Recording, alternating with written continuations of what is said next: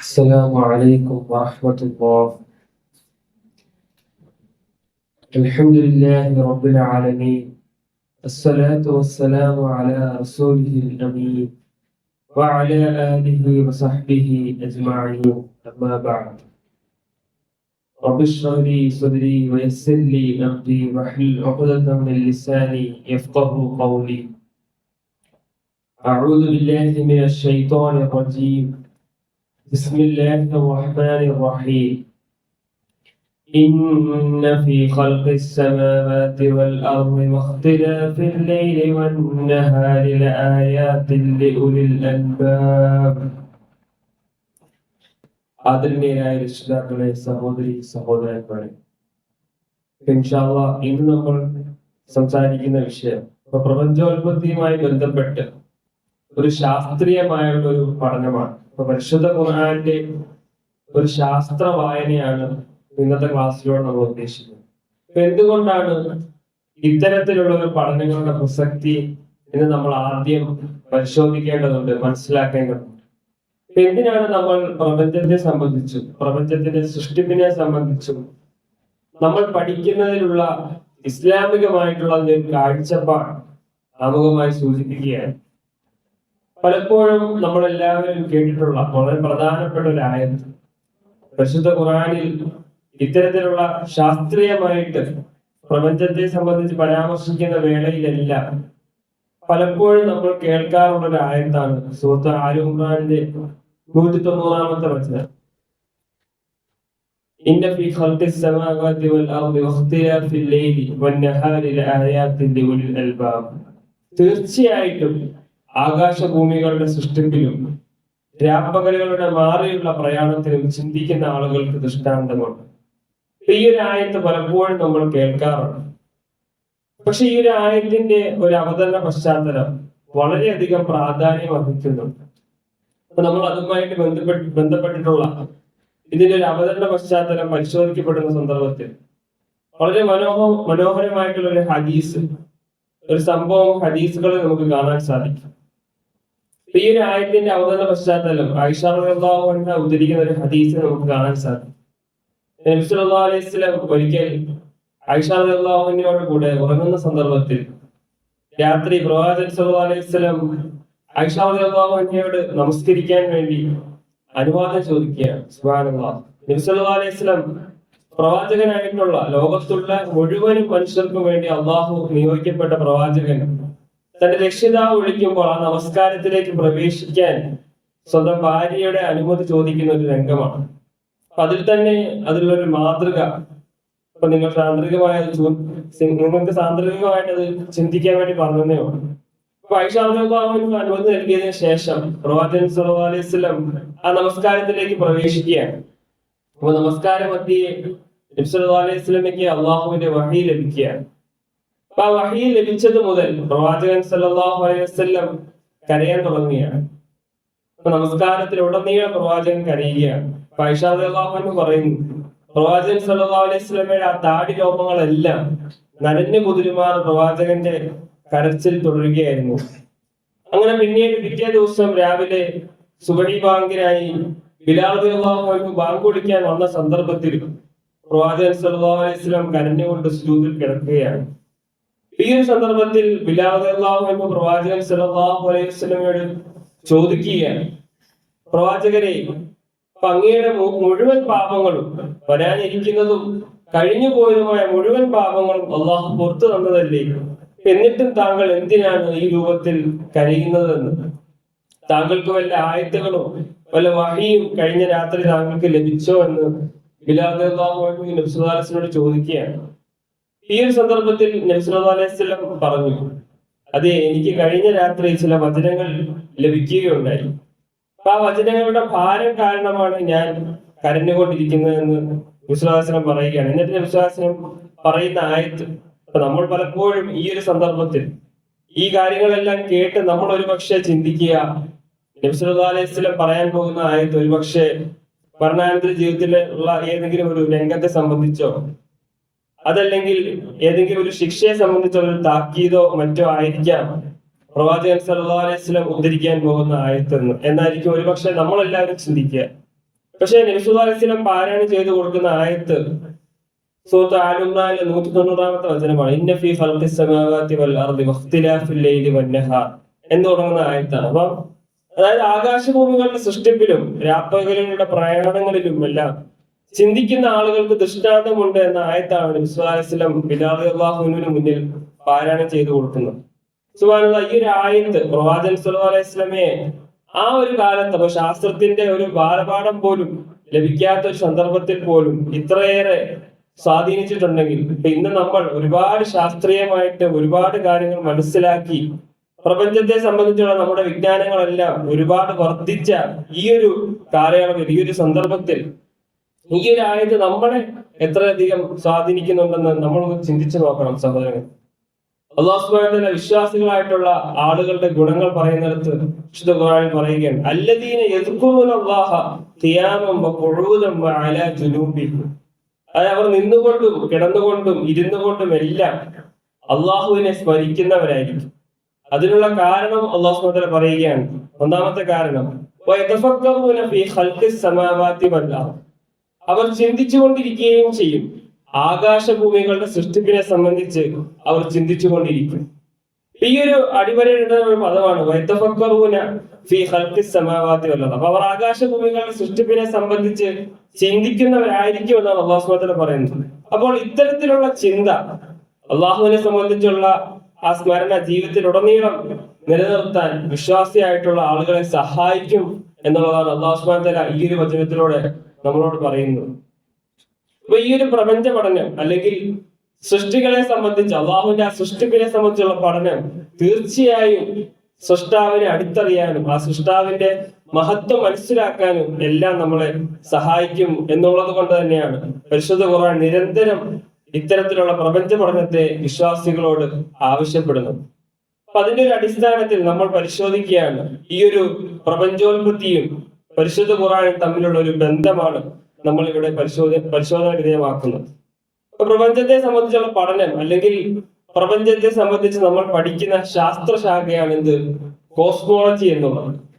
ഈ കോസ്മോളജിക്ക് അകത്ത് തന്നെ നമ്മൾ പ്രപഞ്ചത്തിലെ നക്ഷത്രങ്ങളും അതുപോലെ തന്നെ ഗോളങ്ങളും അതേപോലെ തന്നെ അതെല്ലാം ഉൾക്കൊള്ളുന്ന പ്രപഞ്ചമടക്കം ഏതൊരു രൂപത്തിലാണ് ഉത്ഭവിച്ചത്, അതിനുശേഷമുള്ള അതിന്റെ പരിണാമം, ഇത് പഠിക്കാൻ വേണ്ടി മാത്രമായിട്ട് ഈ കോസ്മോളജിക്ക് അകത്ത് തന്നെ മറ്റൊരു ശാസ്ത്രശാഖയാണ് കോസ്മോഗണി അല്ലെങ്കിൽ പ്രപഞ്ചത്തിന്റെ ഉൽപ്പത്തി ശാസ്ത്രം എന്നറിയപ്പെടുന്ന ഒരു പ്രത്യേക ശാസ്ത്രശാഖ. അതിലാണ് നമ്മൾ ഇത്തരത്തിൽ പ്രപഞ്ചത്തിന്റെ ഉൽപ്പത്തിയുമായുള്ള പഠനങ്ങളെല്ലാം നടത്തുന്നത്.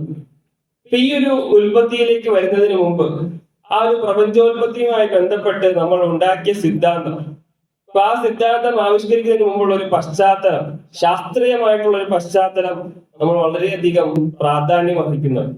ഇപ്പൊ 19-ാം നൂറ്റാണ്ടിലും 20-ാം നൂറ്റാണ്ടിന്റെ തുടക്കം വരെയുള്ള കാലഘട്ടങ്ങളിൽ യഥാർത്ഥത്തിൽ നമ്മുടെ ഒരു ശാസ്ത്രീയ വീക്ഷണം എങ്ങനെയാണെന്ന് വെച്ചാൽ, പ്രപഞ്ചത്തെ സംബന്ധിച്ചുള്ള നമ്മുടെ ഒരു വീക്ഷണം, പ്രപഞ്ചം എന്നുള്ളത് അത് എല്ലാ കാലത്തും നിലനിൽക്കുന്ന ഒരു സ്റ്റാറ്റിക് ആണ് എന്നുള്ളൊരു വിശ്വാസമായിരുന്നു ശാസ്ത്ര ലോകത്തുണ്ടായിരുന്നത്. ഒരു ന്യൂട്ടോണിയൻ വേൾഡ് വ്യൂ ആയിരുന്നു. അതായത് ന്യൂട്ടൺ പറഞ്ഞ സിദ്ധാന്തം അനുസരിച്ച് പ്രപഞ്ചം ഒരു യന്ത്രം ക്രമേണ പ്രവർത്തിക്കുന്ന ഒരു വസ്തു എന്നായിരുന്നു. അതായത് പ്രപഞ്ചം ഇന്നലെ ഉണ്ടായിരുന്നു, ഇന്നും ഉണ്ടാകും, അതേപോലെ തന്നെ അത് എന്നെന്നും നിലനിൽക്കുന്നതാണ് എന്നുള്ളൊരു വിശ്വാസമായിരുന്നു. ഇപ്പൊ ഭൗതിക ശാസ്ത്രത്തിൽ പ്രപഞ്ചോൽപത്തിയുമായി അല്ലെങ്കിൽ പ്രപഞ്ചത്തെ സംബന്ധിച്ച് ഉണ്ടായിരുന്ന ഒരു വീക്ഷണം ഈ രൂപത്തിലായിരുന്നു. ഇത്തരത്തിലൊരു വീക്ഷണം തീർച്ചയായും അത് ഭൗതികവാദികൾക്ക് കൂടുതൽ വേരോടാൻ സഹായിക്കുന്ന ഒരു വിശ്വാസമായിരുന്നു അന്ന് ശാസ്ത്രലോകം അംഗീകരിച്ചിരുന്നത്. അതായത് നാസ്തികർക്ക് കൂടുതൽ സപ്പോർട്ട് ചെയ്ത തരത്തിലുള്ള വിശ്വാസമായിരുന്നു ശാസ്ത്രലോകം അന്ന് അംഗീകരിച്ചു വന്നിരുന്നത്. അപ്പൊ പ്രപഞ്ചം എന്നുള്ളത് മതവിശ്വാസികളെ സംബന്ധിച്ചിടത്തോളം പ്രപഞ്ചം ദൈവം സൃഷ്ടിക്കപ്പെട്ടതാണെന്ന് നമ്മൾ വിശ്വസിക്കുകയാണ്. അതായത് അല്ലാഹു സൃഷ്ടിച്ചു എന്നാണ് നമ്മൾ വിശ്വസിക്കുന്നത്. അപ്പൊ തുടക്കമില്ലെന്ന് വിശ്വസിച്ചു കഴിഞ്ഞാൽ, അതായത് പ്രപഞ്ചം എന്നെന്ന് നിലനിൽക്കുന്നതാണെന്ന് വിശ്വസിച്ചു കഴിഞ്ഞാൽ പിന്നീട് സൃഷ്ടിച്ചു എന്നുള്ള ഒരു സൃഷ്ടിവാദത്തിന് കാര്യമായിട്ടുള്ളൊരു പ്രസക്തി ഇല്ലാതെ വരികയാണ്. അതുപോലെ തന്നെ പ്രപഞ്ചത്തിന് അന്ത്യമില്ലെന്ന് വരുമ്പോൾ നമ്മൾ വിശ്വസിക്കുന്ന ആ മരണാനന്തര ജീവിതവും ഇതേ രൂപത്തിലുള്ള ലോകാവസാനവുമായിട്ടുള്ള ബന്ധപ്പെട്ട കാര്യങ്ങൾക്കൊന്നും പ്രസക്തമല്ലാതെ വരികയാണ്. അതുകൊണ്ട് തന്നെ ഭൗതികവാദികളെ സംബന്ധിച്ചിടത്തോളം അവർക്ക് വളരെയധികം ആശയപരമായിട്ട് കൂടുതൽ വേരോടാൻ സഹായിക്കുന്ന രൂപമുള്ള വിശ്വാസമായിരുന്നു ന്യൂട്ടോണിയൻ വേൾഡ് വ്യൂ. ഇപ്പം അങ്ങനെ 20-ാം നൂറ്റാണ്ടിന് തുടക്കത്തിൽ, അതായത് 1905 ആണ് ലോക പ്രശസ്ത ഭൗതിക ശാസ്ത്രജ്ഞനായ ആൽബർട്ട് ഐൻസ്റ്റീന്റെ 3 പ്രബന്ധങ്ങൾ പ്രസിദ്ധീകരിക്കുന്നത്. ഈ പ്രബന്ധങ്ങളാണ് ഭൗതിക ശാസ്ത്രത്തിന്റെ മുഴുവൻ കാഴ്ചപ്പാടും മാറ്റിമറിച്ചത്. ആദ്യം അദ്ദേഹം ഇറക്കിയ സ്പെഷ്യൽ തിയറി ഓഫ് റിലേറ്റിവിറ്റിയും അതുപോലെ ജനറൽ തിയറി ഓഫ് റിലേറ്റിവിറ്റിയും അവതരിപ്പിക്കുകയാണ്. അപ്പൊ ഇന്നും സ്ഥൂല പ്രപഞ്ചത്തെ വിശദീകരിക്കാൻ ഉപയോഗിക്കുന്ന പ്രധാന സിദ്ധാന്തം ഇതാണ്. ഐൻസ്റ്റീന്റെ ഏറ്റവും പ്രശസ്തമായ സമവാക്യമാണ് E=mc². അപ്പൊ ഊർജവും ദ്രവ്യവും വേറെയല്ല, രണ്ടും ഒന്നാണ്. ദ്രവ്യം ഊർജമായി മാറുകയും ചെയ്യും, ഊർജം ദ്രവ്യമായി മാറുകയും ചെയ്യും. ഇവിടെ c എന്നത് പ്രകാശത്തിന്റെ വേഗമാണ്. ഏകദേശം 3 ലക്ഷം km/s ആണ് പ്രകാശത്തിന്റെ വേഗത. അപ്പൊ അതിന്റെ ചതുരം എടുക്കുമ്പോൾ ഏകദേശം 9 ലക്ഷം km/s എന്ന രൂപത്തിൽ നമുക്ക് മനസ്സിലാക്കാൻ സാധിക്കും. അപ്പൊ അതിനാൽ ചെറിയൊരു ദ്രവ്യത്തിനുള്ളിലും അതിഭീമമായ ഊർജം ഒളിഞ്ഞിരിക്കുന്നു എന്ന് ഐൻസ്റ്റീൻ ലോകത്തോടൊന്ന് തുറന്നു പറഞ്ഞു. പിന്നീട് ആണവോർജവും അതുപോലെ തന്നെ ആറ്റം ബോംബ് പോലുള്ള കണ്ടുപിടുത്തങ്ങൾക്ക് ഇതിന്റെ അടിസ്ഥാനത്തിലാണ് വികസിച്ചത്. അപ്പൊ അതൊന്നുകൂടി ലളിതമായിട്ട് നമുക്ക് വിശദീകരിക്കുകയാണെങ്കിൽ, നമ്മുടെ എല്ലാം അടുക്കളകളിൽ ഉള്ളൊരു സാധനമാണ് ഉപ്പ്. അപ്പം തരികളായിട്ടുള്ള ചെറിയ തരികളുള്ള ഉപ്പ്, അതിൽ ഒരു തരി നിങ്ങൾ എടുത്തു കഴിഞ്ഞാൽ, ഇപ്പൊ ഒരു തരി എന്ന് പറഞ്ഞാൽ നമ്മുടെ കയ്യിൽ വെച്ച് കഴിഞ്ഞാൽ കാണാൻ പോലും പറ്റത്തില്ല, അത്രയ്ക്ക് ചെറുതല്ലേ. ആ ഒരു ഉപ്പ് എന്നത് കൊണ്ട് ഏകദേശം നമ്മുടെ വീട്ടിൽ 1, 2, 3, 4 മാസം കറണ്ട് ഉത്പാദിപ്പിക്കാൻ ആവശ്യമായിട്ടുള്ള അത്ര ഊർജം ആ ഒരു ചെറിയ ഉപ്പ് കണികയിലുണ്ട് എന്നുള്ളതാണ് ഈ ഒരു സിദ്ധാന്തത്തിലൂടെ നമ്മൾ മനസ്സിലാക്കേണ്ടത്. സുബ്ഹാനല്ലാഹ്, ഒരു ആറ്റത്തിനകത്ത് ഇത്രയേറെ ഭീമമായ തോതിൽ ഊർജം ഒളിപ്പിച്ചു വെച്ച അല്ലാഹു സുബ്ഹാനഹു തആലയുടെ അല്ലെങ്കിൽ ആ സൃഷ്ടാവിന്റെ മഹത്വം നിങ്ങളൊന്ന് ചിന്തിച്ചു നോക്കും. ഇന്നല്ലാഹ ഖവിയ്യുൻ അസീസ്, അല്ലാഹു അതിശക്തനാണ്. ഇപ്പൊ ഭൂമിയിലുള്ള ഓരോ ചരാചരങ്ങളും ഓരോ ആറ്റം പോലും അള്ളാഹുവിന്റെ അതിയായ മഹത്വം വിളിച്ചോതിക്കൊണ്ടിരിക്കുകയാണ്. ഇതിലൂടെ അദ്ദേഹം സ്ഥാപിച്ചത് വളരെ ശക്തമായ ഒരു സത്യമാണ്. അതായത് പദാർത്ഥം തന്നെയാണ് ഊർജം എന്ന് അദ്ദേഹം ഡിക്ലെയർ ചെയ്യുകയാണ്. അപ്പോൾ ചെറിയൊരു പദാർത്ഥത്തിനുള്ളിൽ, ഇപ്പൊ ഉപ്പ് പോലൊരു പദാർത്ഥത്തിനുള്ളിൽ ഇത്രയേറെ ഊർജം ഒളിഞ്ഞിരിക്കുന്നുവെങ്കിൽ ഒരു വലിയ ചോദ്യമാണ് ഉയരുന്നത്. അതായത് ഈ പ്രപഞ്ചം മുഴുവൻ പദാർത്ഥങ്ങളാൽ നിർമ്മിതമാണെങ്കിൽ അതിനു വേണ്ടിയിരിക്കുന്ന അത്രയേറെ ഭീമമായ ഊർജം എവിടെ നിന്ന് വന്നു? ആ മഹത്തായ ഊർജത്തിന്റെ ഉറവിടം എന്താണ്? ഇതാണ് പിന്നീട് ശാസ്ത്രജ്ഞരെ പ്രപഞ്ചോൽപത്തിയെ കുറിച്ചുള്ള ആ അന്വേഷണത്തിലേക്ക് നയിച്ച ഒരു അടിസ്ഥാന ചോദ്യം. അപ്പൊ ആദ്യത്തിൽ ഈ ഒരു പ്രശ്നം അല്ലെങ്കിൽ ഈ ഒരു ചോദ്യം അവിടെ നിലനിന്നു എന്നുള്ളതാണ് ഒന്നാമത്തെ ഇതുമായി ബന്ധപ്പെട്ട് നമ്മൾ മനസ്സിലാക്കേണ്ടത്. അപ്പൊ രണ്ടാമതായി ശ്രദ്ധിക്കേണ്ടത് അപ്പൊ ആ കാലത്തെ ഒരു പ്രപഞ്ച വീക്ഷണമാണ്. 20-ാം നൂറ്റാണ്ടിന്റെ തുടക്കത്തിലാണ്, അതായത് ഏകദേശം 1900 കാലഘട്ടങ്ങളിൽ നമ്മുടെ പ്രപഞ്ചം എന്ന് വിശ്വസിച്ചിരുന്നത് നമ്മുടെ ഈ മിൽക്കി വേ ഉൾക്കൊള്ളുന്ന ആ ഗാലക്സി എന്നതായിരുന്നു മനുഷ്യന്റെ ഒരു ധാരണ. ഇന്ന് നമ്മൾ നിൽക്കുന്ന മിൽക്കി വേ ഇത്രയും മാത്രമാണ് മുഴുവൻ പ്രപഞ്ചം എന്നാണ് ലോകം കരുതിയിരുന്നത്. ഇന്ന് കോടാനുകൂടി ഗാലക്സികൾ ഉണ്ടെന്ന് നമുക്കറിയാം. പക്ഷെ അന്നത്തെ ഒരു കാഴ്ചപ്പാട് അത്രയേ ഉണ്ടായിരുന്നു. എന്നാൽ പിന്നീട് വന്ന ചില വാന നിരീക്ഷകർ ദൂരെയുള്ള നെബുലകൾ ചലിക്കുന്നതായി കണ്ടു. അപ്പൊ നെബുല എന്ന് പറഞ്ഞാൽ വേറൊരു നക്ഷത്രം ഉണ്ടാകുന്ന ഒരു സ്റ്റേജാണ്. അപ്പൊ അതിന്റെ ഒരു അടിസ്ഥാനത്തിൽ അലക്സാണ്ടർ ഫ്രീഡ്മാൻ പോലുള്ള ശാസ്ത്രജ്ഞന്മാർ പുതിയൊരു ചിന്ത മുന്നോട്ട് വെക്കുകയാണ്. അതായത് പ്രപഞ്ചം സ്ഥിരമല്ല, അത് മാറിക്കൊണ്ടിരിക്കുന്നു എന്നൊരു ചിന്ത ശാസ്ത്ര ലോകത്തേക്ക് കൊണ്ടുവരികയാണ് അലക്സാണ്ടർ ഫ്രീഡ്മാൻ. അപ്പൊ അവിടെ നിന്നാണ് പ്രപഞ്ചത്തെ കുറിച്ചുള്ള ഒരു ശാസ്ത്രീയ ധാരണ മുഴുവനായും മാറിത്തുടങ്ങുന്നത്.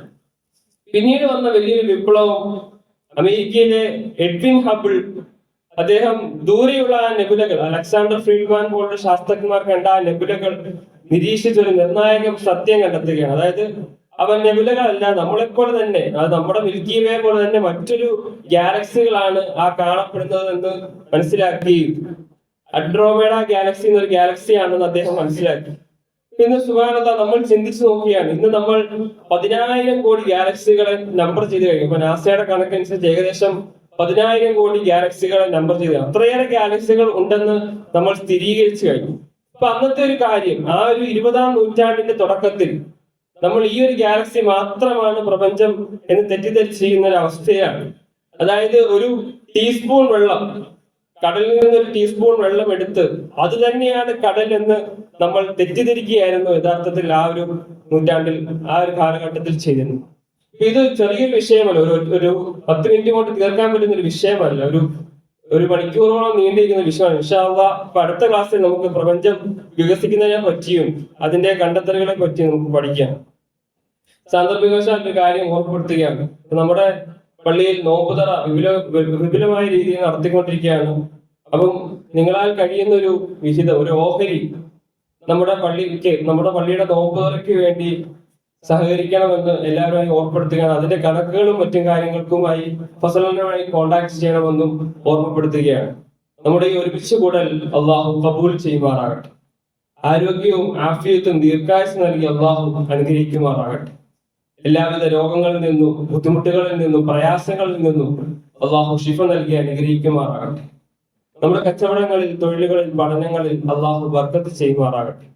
നമ്മളിൽ നിന്ന് മരണപ്പെട്ടുപോയ നമ്മുടെ മാതാപിതാക്കൾ, ബന്ധുമിത്രാദികൾ, ആദർശ ബന്ധുക്കൾ, അവരുടെ കബറിടങ്ങൾക്ക് അള്ളാഹു വെളിച്ചം കൊടുത്ത് വിശാലത കൊടുക്കുമാറാകട്ടെ. ലോക മുസ്ലിങ്ങൾക്ക് അള്ളാഹു സമാധാനവും ശാന്തിയും നൽകി അനുഗ്രഹിക്കുമാറാകട്ടെ. ربنا آتنا في الدنيا حسنة وفي الآخرة حسنة وقنا عذاب النار. ربنا تقبل منا إنك أنت السميع العليم وتب علينا إنك أنت التواب الرحيم. سبحانك اللهم وبحمدك أشهد أن لا إله إلا أنت أستغفرك وأتوب إليك.